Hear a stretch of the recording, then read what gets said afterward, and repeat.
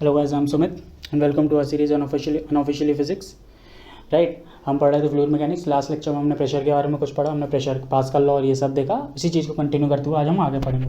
आपके दिमाग में कल एक पिछले वीडियो देखने का एक डाउट आना चाहिए, भाई ठीक है आपने हमको बता दिया प्रेशर क्या होता है, पास्कल लॉ क्या होता है, प्रेशर का एप्लीकेशन क्या होता है, प्रेशर लगता कैसे, लेकिन आपने हमको ये तो बताया ही नहीं है कि भाई प्रेशर मेजर कैसे करते हैं। भाई प्रेशर लगाना एक चीज़ होती है, प्रेशर मेजरमेंट अलग चीज़ होती है। प्रेशर मेजर कैसे करते हैं? और आप इतनी देर से जो बोल रहे हो, इतने टाइम से बोल रहे हो एटमॉस्फेरिक प्रेशर, ये कैसा लगता है?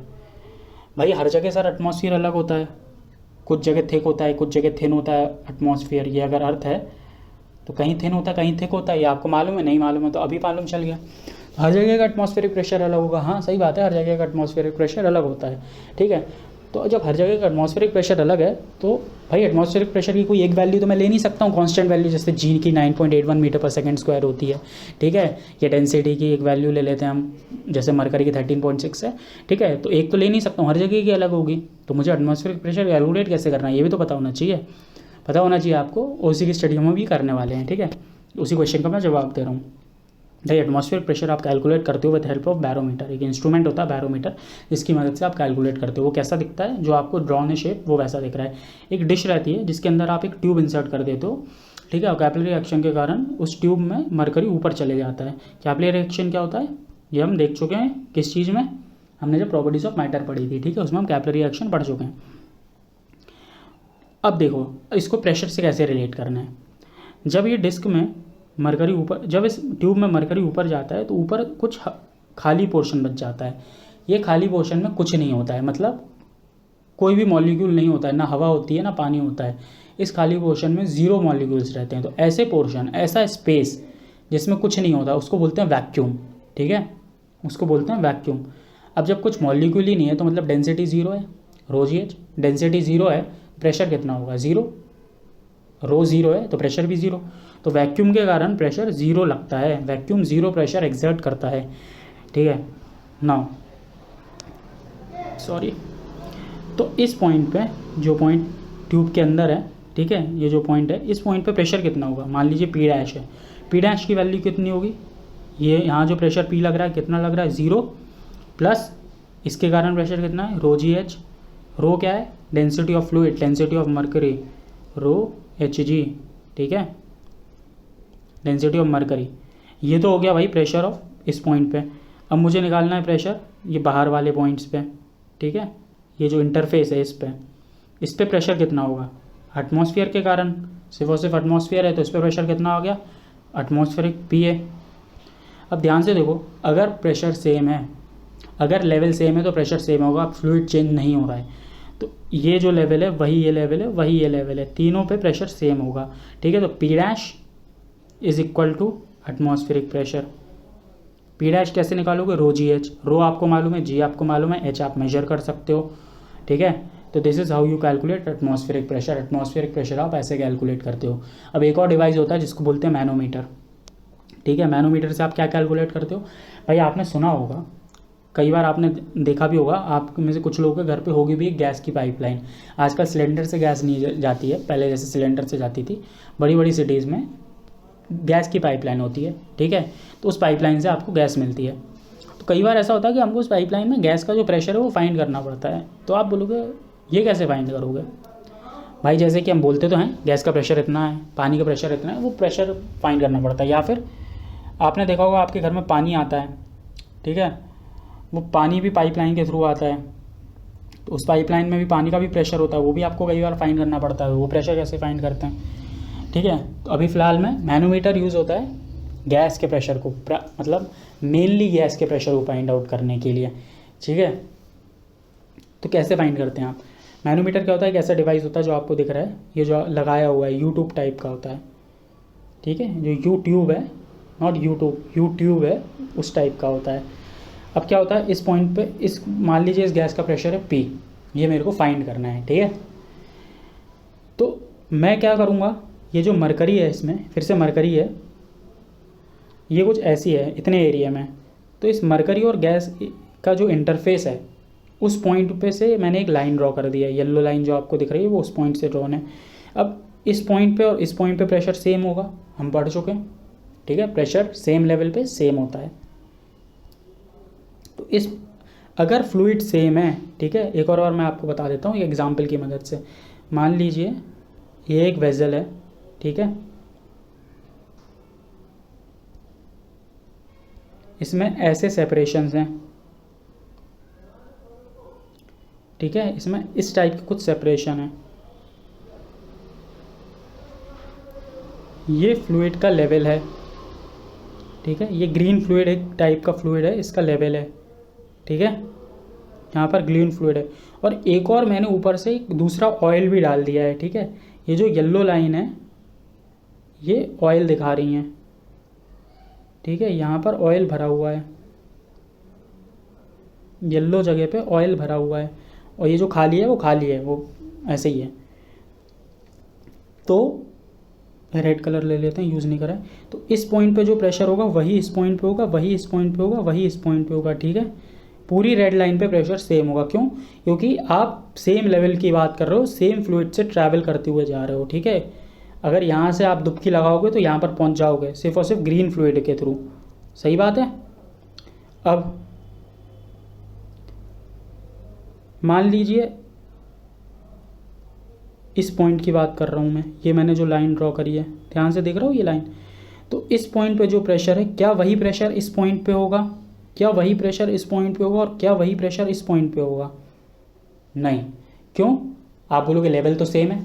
लेवल सेम है लेकिन फ्लूइड चेंज हो रहा है। यहाँ से डुबकी लगाओ, यहाँ से डुबकी लगा के आप यहाँ पर पहुँच तो जा रहे हो, लेकिन क्या बीच में फ्लूइड चेंज हो रहा है? हाँ। अगर फ्लूइड चेंज हो रहा है तो प्रेशर सेम नहीं रहता है, ठीक है। क्या यहाँ पर फ्लूइड चेंज हो रहा है? हाँ। तो यहाँ पर भी प्रेशर सेम नहीं रहेगा, लेकिन इस पॉइंट पे यहाँ से यहाँ आप डायरेक्ट एक ही फ्लूइड में जा पा रहे हो डुबकी लगा के, ठीक है। तो यहाँ से यहाँ का प्रेशर सेम रहेगा। अब आपको क्लियर हो गया होगा कि प्रेशर कहाँ सेम रहता है। तो जब यहाँ से यहाँ जा रहे हो, आप देखो यहाँ से यहाँ सेम लेवल है, मरकरी के मरकरी में ही तैर के जा पा रहे हो, प्रेशर सेम रहेगा, ठीक है। तो मूविंग ऑन, इस पॉइंट पे प्रेशर कितना है? मान लीजिए इस पॉइंट पे प्रेशर होगा P प्लस इसके कारण, इस हाइट के कारण जो प्रेशर होगा वो कितना होगा? ρgh। अब देखो आप, गैस की जो डेंसिटी होती है वो मरकरी की डेंसिटी से बहुत कम होती है, मतलब बहुत ज़्यादा कम होती है। तो इसलिए उसको मैं नेगलेक्ट कर देता हूँ, इसलिए उसके कारण प्रेशर को भी मैं नेगलेक्ट कर देता हूँ। तो इस पॉइंट पे जो प्रेशर होगा वो होगा P के बराबर, जो हमको फाइंड करना है, राइट। तो इस पॉइंट का प्रेशर तो हो गया P के बराबर। अब इस पॉइंट पे प्रेशर कितना होगा दूसरी साइड से कैलकुलेट कर रहा हूँ, P एटमॉस्फेरिक प्लस ρgh, ठीक है। तो प्रेशर है ना गैस पाइप कितना हो गया, दोनों को इक्वेट कर दो, P is equals to PA plus ρgh, ठीक है। This is how you will measure pressure with help of manometer. तो पाइपलाइंस में प्रेशर आप ऐसे ही मेजर करते हो। Now moving on, Archimedes principle. आज हम इसी टॉपिक के साथ अपने उसको ख़त्म कर देंगे कि आर्किमिडीज प्रिंसिपल होता क्या है। आपने कहानी सुनी होगी, नहीं सुनी तो मैं सुना देता हूँ। एक बार क्या हुआ, ग्रीक का एक मतलब राजा था आर्किमिडीज के एम्पायर का। उसको अपना एक ताज बनवाना था, क्राउन जिसको बोलते हैं, ठीक है, सर पे जो पहनते हैं।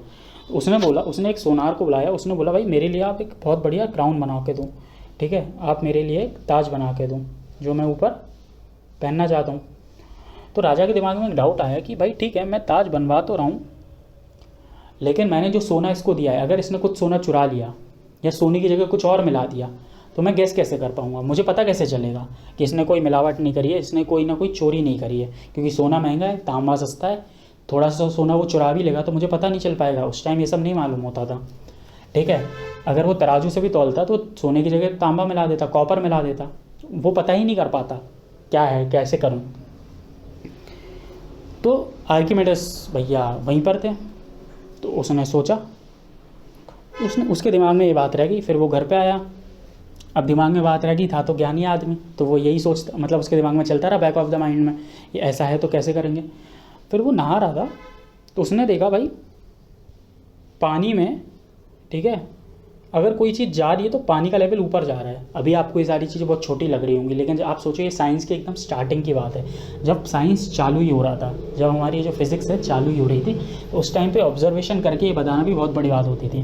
तो आप कभी नहाते होगे तो आप देखते हो कि अगर आप नहाते नहाते अगर पानी की बाल्टी में कुछ गिरा देते हो तो पानी का लेवल ऊपर आ जाता है। तो उसने भी ये देखा, फिर एकदम से उसको ये सब समझ में आया, तो वो यूरेका बोलते हुए वहाँ से दौड़ते हुए राजा के पास गया, मतलब उसी स्टेट में। तो वो यूरेका वाली कहानी है।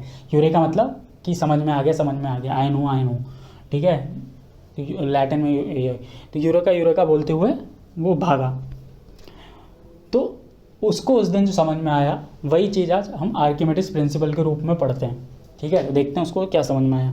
तो भाई आर्किमिडीज बोलता है कि when a body is fully और पार्शियली सबमर्ज्ड इन फ्लूइड, मतलब जब कोई बॉडी, मान लीजिए फ्लूइड है, ठीक है, इसमें पानी है, अगर वो फुल्ली या पार्शियली सबमर्ज्ड होती है, मतलब वो डूबती है, तो a buoyant force from a surrounding fluid acts on a body. तो एक फोर्स एक्ट होता है बॉडी पे जिसको हम बॉयंट फोर्स बोलते हैं, ठीक है। कहाँ वो कौन लगाता है? वो फ्लूइड लगाता है, ठीक है। वो मैं समझाते जाऊँगा अभी थोड़ी देर में आपको। A force is directed upward and has a magnitude given by weight of fluid displaced, मतलब वो फोर्स की डायरेक्शन ऊपर की साइड होती है और उस फोर्स का जो मैग्नीट्यूड होता है, देखो डायरेक्शन आपको पता चल गई ऊपर 50% क्लियर, जो मैग्नीट्यूड होता है वो होता है जितना वेट को वो डिस्प्लेस करता है फ्लूइड के, उसके का उतने उस वेट के बराबर, राइट। तो देखो आप, अगर कोई बॉडी है, ये पानी है, ठीक है, उस पानी में अगर कोई बॉडी सबमर्ज्ड हुई है तो उस पर एक फोर्स लगेगा जो ऊपर की डायरेक्शन में रहेगा और उसकी मैग्नीट्यूड कितनी होगी भाई, जितनी बॉडी ये सबमर्ज हुई है वो जितने वेट को डिस्प्लेस कर रही है उसके बराबर, ठीक है। अब ध्यान से देखो आप, ये कितने वेट को डिस्प्लेस कर रहा है, मैग्नीट्यूड की बात करना है ना। तो ये कितनी सबमर्ज हुई है ये बॉडी, ये इतनी सबमर्ज हुई है क्या, सॉरी इतनी सबमर्ज हुई है क्या, जो ग्रीन से ड्रॉ करा है, ठीक है। क्या बोला उसने? Has a magnitude given by weight of fluid displaced. तो इसने कितने फ्लूइड को डिस्प्लेस करा है? पहले फ्लूइड नॉर्मल होगा, इसने इतने ही फ्लूइड को तो डिस्प्लेस करा है, जितना डूबा है उतने ही फ्लूइड को डिस्प्लेस करा है, सही बात है ना। अगर वो पूरा डूब जाता तो पूरे फ्लूइड को डिस्प्लेस कर देता, लेकिन उसने सिर्फ इतने ही वॉल्यूम के फ्लूइड को डिस्प्लेस करा है ना, ठीक है। तो उसका मैग्नीट्यूड कितना होगा? वेट ऑफ फ्लूइड इतना वॉल्यूम, डेंसिटी क्या होता है? Mass upon volume. तो मास कितना हो जाएगा? Density into volume. तो डेंसिटी तो रो आपको फ्लूइड की पता होगी, गिवन होगी। वॉल्यूम कितनी है? ये ग्रीन वॉल्यूम। तो डेंसिटी इनटू वॉल्यूम आपकी हो गई जो मास ऑफ फ्लूइड डिस्प्लेस्ड है, और वो बात कर रहा है वेट की। वेट कितना होता है? Mass into G. तो इंटू जी कर दोगे तो volume of body into density of body into G हो गया बॉयंट फोर्स, ठीक है। तो बॉयंट फोर्स क्या होता है? Volume into density into G, rho V rho G, ये बॉयंट फोर्स होता है। तो भाई आर्किमिडीज को ये समझ में आ गया उस दिन, यही इसी प्रिंसिपल को बोलते हैं आर्किमिडीज प्रिंसिपल। आप बोलोगे सर ये तो अच्छी प्रिंसिपल है ये तो, लेकिन ये वो क्राउन का प्रॉब्लम कैसे सॉल्व करा? भाई सिंपल है ना। आप देखो क्राउन का प्रिंसिपल उसने कैसे सॉल्व करा। मान लो जो वो है, जो राजा है, उसने उसको कुछ 10 तोला सोना दिया, ठीक है। तो पहले वो उस 10 तोले को पानी में डुबो देगा। तो जितना पानी को उसने डिस्प्लेस करा, भाई जो बॉयंट फोर्स लगता है, ठीक है, वो कितना लगता है? वो जितना डिस्प्लेस करता है वेट उसके बराबर लगता है ना। तो जितना वो पानी को डिस्प्लेस कर रहा है, ठीक है, वॉल्यूम तो सेम ही रहेगा उस सोने का, जितना वो डिस्प्लेस कर रहा है वो उसने नोट कर लिया। फिर बाद में जब बना के लाओगे फिर से पानी में डुबो के देख लिया, फिर से उसने नोट कर लिया। अगर सेम आ रहा है तो मतलब सोनार सही काम करा है, गलत आ रहा है तो सोनार चोरी करा है। आप बोलोगे नहीं नहीं वो तो तांबा कुछ इस तरह से मिला दे कि वो बराबर आ जाए, उसकी वॉल्यूम वो कुछ इस तरह से कर दे। तो हाँ ये 2000 साल पहले की बात है, उस टाइम पे इतनी टेक्नोलॉजी नहीं थी, लोगों में इतनी समझ नहीं थी कि नहीं नहीं फिर भी कर सकते हैं अपन, तो वो उस टाइम की बात है, ठीक है। तो उसको आज के उसमें आप पीरियड में लाने की कोशिश नहीं करो हम कि हम कर सकते हैं, कर तो आप सकते ही हो, लेकिन क्या उस टाइम वो उतनी टेक्नोलॉजी थी? नहीं, ठीक है। तो दिस इज आर्किमिडीज प्रिंसिपल। क्या है आर्किमिडीज प्रिंसिपल? आसान शब्दों में बोलें तो बॉयंट फोर्स लगता है ऊपर की डायरेक्शन में, जिसकी वैल्यू होती है वेट ऑफ फ्लूइड डिस्प्लेस्ड के बराबर। वो कितनी होती है? वी रो जी के बराबर होती है, ठीक है। जहाँ पर दिख रहा है आपको V rho G, mass of fluid into G. Mass of fluid कितना होगा? डेंसिटी इंटू वॉल्यूम, ठीक है। This is Archimedes principle. तो guys that's it for today. Archimedes principle के और क्या एप्लीकेशंस होते हैं और क्या चीज़ें होती हैं हम कल पढ़ेंगे। आज थोड़ा कहानी में ढेर हो गया, लेकिन वो कहानी समझाना ज़रूरी थी आपको बॉइंट फोर्स समझाने के लिए। आपको इससे ये तो समझ में आया कि भाई कोई भी ऑब्जेक्ट रहता है उस पर एक ऊपर की साइड फोर्स लगता है अगर वो सबमर्ज्ड रहता है तो, ठीक है। और वो सबमर्ज्ड जो फोर्स रहता है वो उसको बॉइंट फोर्स बोलते हैं। और वो बॉइंट फोर्स कौन लगाता है? वो फ्लूइड लगाता है। सही बात है, फ्लूइड लगाता है। वो कितना लगाता है? जितना वेट वो डिस्प्लेस करता है। इसी टर्म्स में सोचना, आप क्वेश्चंस बहुत इजी हो जाएंगे, ठीक है। जितनी बॉडी डूब जितना वेट उस हिसाब से इतना वेट लगाता है उतना ही बॉइंट फोर्स लगता है, राइट। तो हमने ये सब देख लिया है। तो thank you guys, that's it for today. I hope आपको समझ में आ रहा है and will continue with fluid mechanics in next lecture. Thank you.